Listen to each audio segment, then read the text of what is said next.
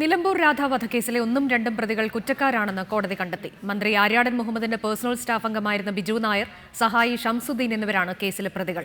Manjeri additional sessions കോടതി വ്യാഴാഴ്ച ശിക്ഷ പ്രഖ്യാപിക്കും. രാഷ്ട്രീയ കേരളത്തിൽ ഏറെ കോളിളക്കം സൃഷ്ടിച്ച കേസായിരുന്നു കോൺഗ്രസ് ഓഫീസിൽ വെച്ചുള്ള രാധയുടെ കൊലപാതകം. കഴിഞ്ഞ ഫെബ്രുവരി 4-നാണ് ഓഫീസ് ജീവനക്കാരിയായിരുന്ന രാധയെ കഴുത്തു നെരിച്ച് കൊലപ്പെടുത്തിയത്.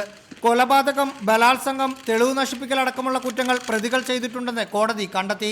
302 കൊലപാതകം, 376 ഈ അമെൻഡ് ചെയ്ത സെക്ഷൻ അനുസരിച്ച് ആദ്യമായിട്ടുള്ള കേസാണിത്. അത് ബലാത്സംഗം, പിന്നെ 201 തെളിവ് നശിപ്പിക്കൽ, ഈ ജഡത്തിൽ നിന്ന് കവർച്ച നടത്തി. ഇത്രയും ഇത് തെളിയിക്കപ്പെട്ടിട്ടുണ്ട്. 172 സാക്ഷികളുള്ള കേസിൽ ആര്യാടൻ ഷൗക്കത്തടക്കം 108 പേരെ വിസ്തരിച്ചു.